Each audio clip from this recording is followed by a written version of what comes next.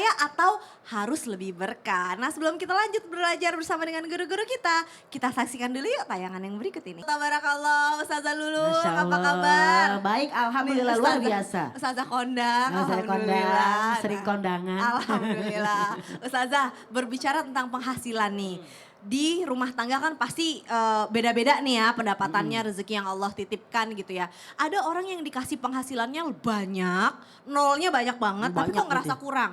Ya Merasa kan? kurang. Ada yang pas aja cukup, bahkan kalau dihitung pakai hitungan manusia tuh kayaknya nggak cukup. Tapi dia merasa cukup aja gitu, alhamdulillah gitu. Makanya kalau ditanya gimana sudah kaya? Tadi kan udah. Tadi kan Ustadz Syam Iya, nanya kan, iya. udah kaya? Udah, alhamdulillah. Nah, Harus kok merasa cukup. itu apa rahasianya, mohon Oke, tausiahnya? terima kasih Kak Caca, mohon izin Habib, Ustadz Sam dan jamaah yang Masya Allah Tabarakallah CCM cantik-cantik manja. Alhamdulillah. Assalamualaikum warahmatullahi wabarakatuh. Waalaikumsalam warahmatullahi wabarakatuh. Rabbi srahli sodri wa yassirli amri wahlul uqdatam min lisani yafqahu qauli. Jamaah. Oh, jamaah. Alhamdulillah. Iya pemirsa, kenapa sih ada orang sebenarnya tuh dari digitnya tuh banyak banget tapi merasa tidak cukup, kurang, ngeluh melulu. Tapi ada orang yang kita lihat pas-pasan sebenarnya hidupnya. Tapi itu mereka santai-santai aja. Apa sih perbedaannya? Perbedaannya adalah dalam keberkahannya. Kalau disuruh milih nih pemirsa, ya. Pemirsa, lagi nyetrika. Sini lihat sini yang lagi nyetrika nih, lagi nyuci. Nih, ternyata perbedaannya adalah keberkahannya. Mungkin yang dirasakan mereka dengan rasa kita tuh beda. Kita ngeliat mereka, ih kayaknya pas-pasan deh. Tapi kok tenang aja, karena memang pas. Mau beli mobil, pas. Mau beli rumah, pas. Apa-apa pas. Nah kalau ada orang kaya nih, merasa gak cukup. Ya mungkin banyak dia digitnya, atau uangnya, atau hartanya. Tapi maaf punten, sakit-sakitan. Duitnya habis buat misalnya maaf berobat. Duitnya habis buat nauzubillah ujian dari anaknya misalnya apa. Yang terkena drugs lah dan sebagainya. Jadi berkahnya yang kita lihat. Jadi kalau kita ngeliat orang rasanya tuh enak banget. Itu kan orang. Coba kalau kita jadi dia. Atau dia jadi kita. Jadi yang kita lihat tadi yang dinyatakan oleh Ustadz Syam. Kita tuh bersyukur. Jadi kalau kita lihat yang di atas kaya raya sebagai tolak ukur. Sebagai motivasi. Tapi kalau lihat ke bawah sebagai apa? Rasa syukur. Alhamdulillah aku masih bisa makan. Alhamdulillah memang pas-pasan hidup aku. Tapi semua sehat. Anak-anak sholat tuh gak disuruh lagi. Pakai teriak-teriak. Seperti kita tadinya ibu-ibu nih misalnya. Teriaknya mungkin dengan lembut. Lama-lama jadi rocker. Nak sholat, iya mah. Nak sholat, iya mah. Sholat! Lama-lama gitu. Nah ini kan juga salah satu ujian. Jadi yang namanya harta enggak selalu yang namanya material. Tapi juga anak-anak kita menjadi qurrata a'yun. Rabbana hablana min azwajina wa dzurriyyatina qurrata a'yun waja'alna lil muttaqina imama ini. Jadi berkahnya, qanaahnya, hatinya, syukurnya kita lihat. Karena apa? Apa yang kita rasakan belum tentu orang rasakan. Apa yang orang rasakan belum tentu kita rasakan. Jadi jangan ngelihat pas udah matangnya. Kita lihat perjuangan yang kaya raya. Tapi kalau disuruh milih kaya atau berkah, dua-duanya kita kepengen. Amin. Tapi pilih salah satu berkahnya. Karena berkah udah pasti kaya. Kalau kaya belum tentu berkah. Karena kita bertambah kebaikan atau enggak. Oh, jadi cari keberkahan adalah caranya? Caranya dengan konaahnya, lingkungannya. Karena kadang kita udah bagus nih, lingkungannya yang sering ngeluh-ngeluh. Tahu nggak sih gue tuh susah banget. Jadi pilih temen itu memang harus ya sebenarnya ya. Harus dong. Baik, jazakallah khair. Terima kasih Iya, Ustazah Lulu. Kasih tepuk tangan dulu dong. Bu. Sayang, Masya Allah. Luar biasa jamaah. Yeay. Waduh, sekarang kita mau belajar lagi nih sama Habib.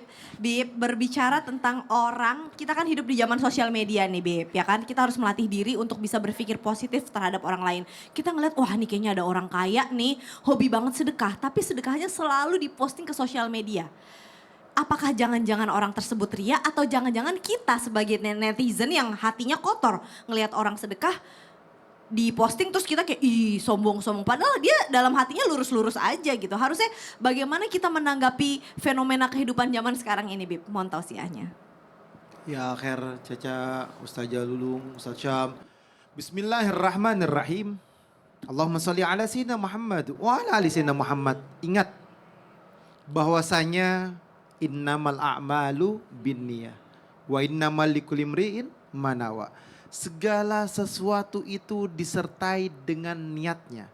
Kalau niatnya megang handphone, tangannya bersodakoh atau dia berikan kepada orang lain dengan tujuan agar teman-temannya yang kaya, teman-teman yang mampu, saudaranya yang mampu, atau lingkungannya ada orang yang terpandang di sana bisa mau ikut sodakoh, niatnya baik, mengajak orang untuk bersodakoh.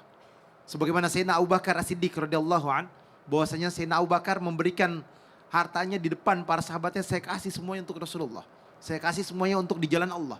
Saya kasih untuk Allah dan Rasulnya. Intinya maknanya apa? Maknanya adalah memancing yang lain untuk memberikan sedekah. Itu boleh. Itu gak jadi masalah. Kan yang tahu niat itu hanya diri kita, hati kita dan Allah Subhanahu wa ta'ala. Dan yang kedua, kalau niatnya megang handphone, niatnya megang handphone, habis itu tujuannya buat engagementnya dia, tujuannya buat followersnya dia, tujuannya buat dipuji orang lain, tujuannya agar dilihat oleh orang lain, dianggap kaya, mampu, dan lain sebagainya, itu tergantung daripada niatnya. Sebagaimana Allah berfirman di dalam Al-Quran, Ya ayyuhalladzina amanu la tubtilu sadaqatikum bil manni wal adha kalladzina yunfiku malahu ri'an nas wa la yu'minu billahi wal yaumil akhir.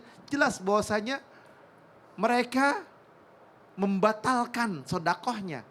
Karena apa? Karena mereka pamer. Karena mereka menyakiti hati yang diberinya.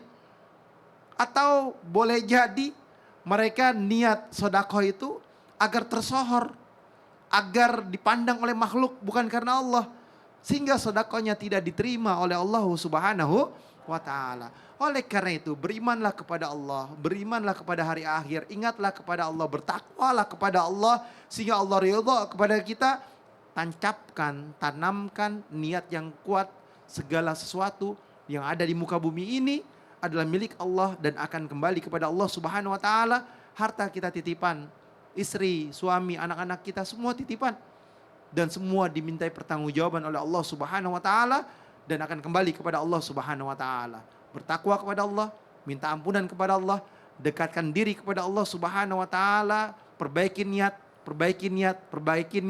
perbaiki hati, jiwa dan pikirannya sehingga Allah Subhanahu wa ta'ala ridha kepada kita dan dijadikan insyaallah kita hamba Allah yang bertakwa kepada Allah Subhanahu wa ta'ala. Amin. Ya Rabbal Alamin. Masya Allah, tabarakallah. Jadi mungkin ada amalan-amalan gitu yang mungkin bisa kita sembunyikan juga Bib, buat menjadi salah satu cara supaya ya insya Allah benar-benar kita meluruskan niat deh nih gitu. Karena mau gak mau kan harus ada yang diliatin tapi ada juga yang kita tutupin insya Allah.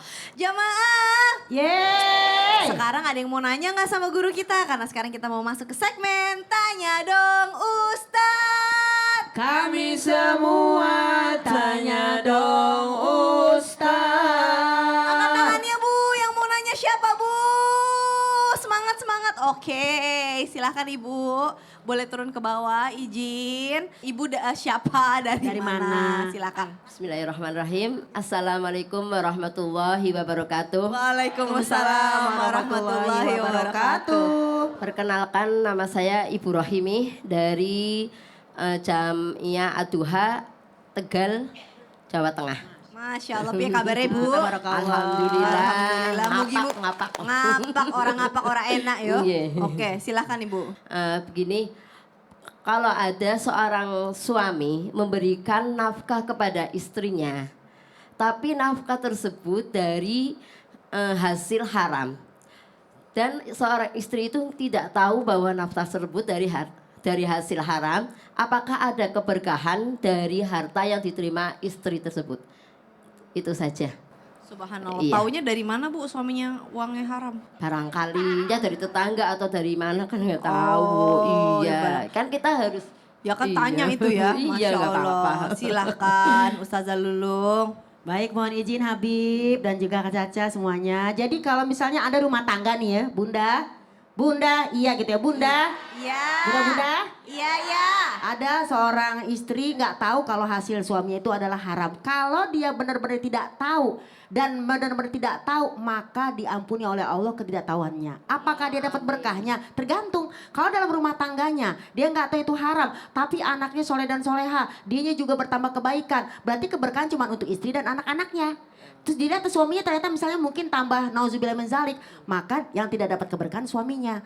Tapi dalam Al-Quran dinyatakan orang yang tidak tahu itu diampuni dosanya. Karena apa? Dalam surat An-Nisa ayat 17, orang-orang yang bertaubat karena dia berbuat buruk dan dia tidak tahu bijahalatin, maka Allah terima ampunannya. Jadi kadang-kadang nggak tahu. Cuma dilihat dalam kehidupannya. Kok berkata tidak gimana? Kehidupannya itu nanti enak gak misalnya anak enak gak diaturnya? Karena apa? Bedakan antara nikmat dengan nikmat. Ilahi salimil ummah minal afati wan niqmah. Artinya apa di sini?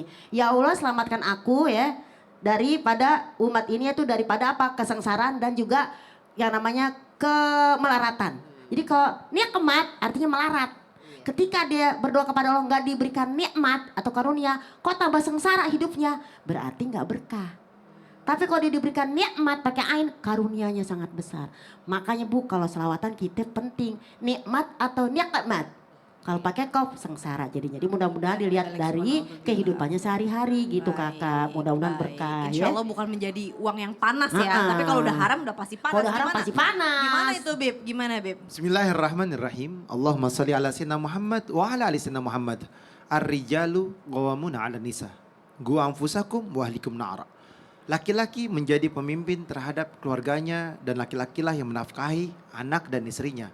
Jagalah dirimu dan keluargamu dari api nerakanya Allah Subhanahu wa taala.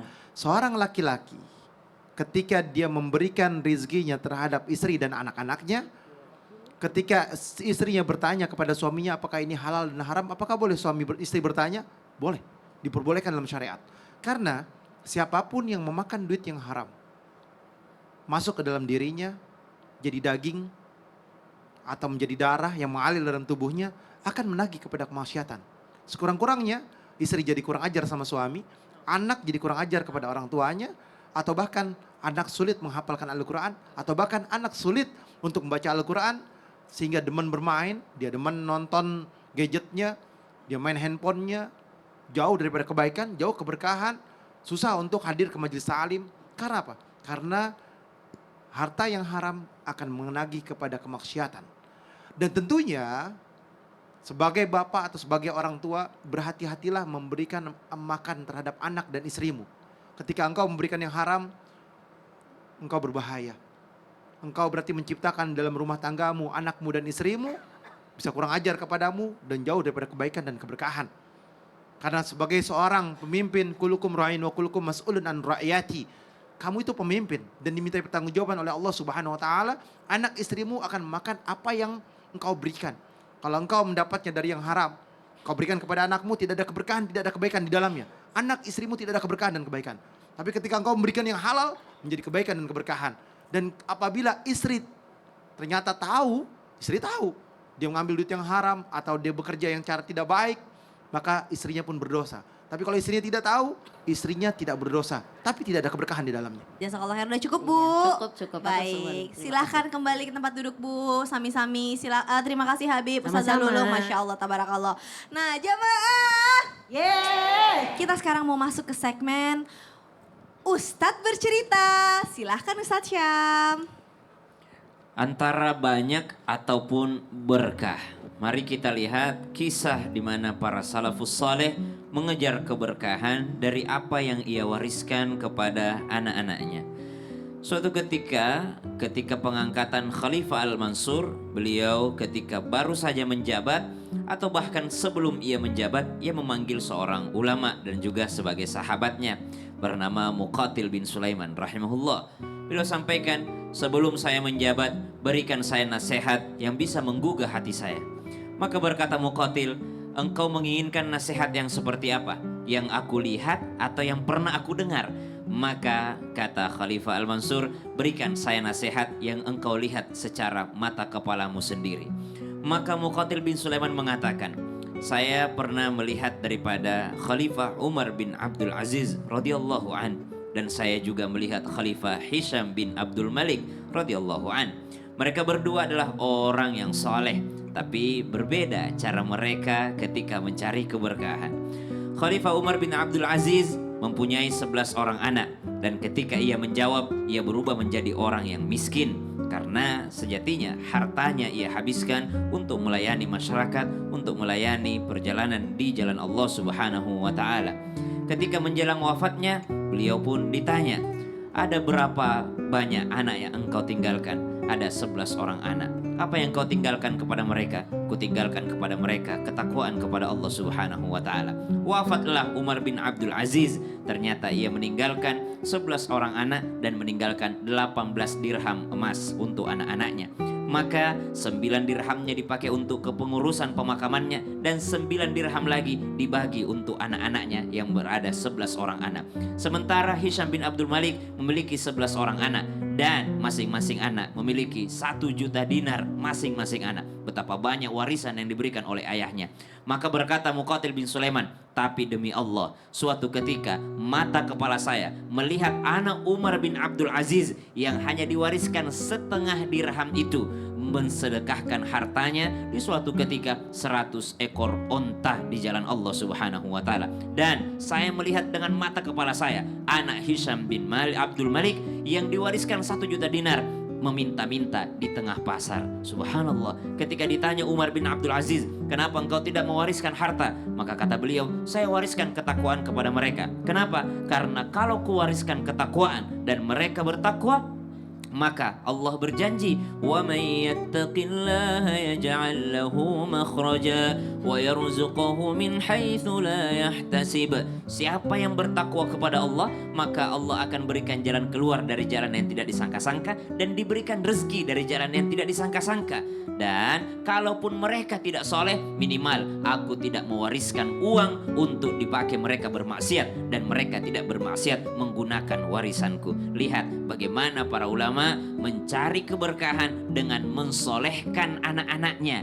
Mereka mencari keberkahan dengan membuat anak-anaknya bertakwa. Bukan hanya memperhatikan warisannya, tapi mereka juga memperhatikan ahli warisnya. Sehingga apa yang diwariskan menjadi keberkahan, bukan hanya kekayaan semata. Masih banyak lagi pelajaran yang indah dari guru-guru kita, maka tetap di Islam itu indah. Jamaah, oh jamaah, alhamdulillah.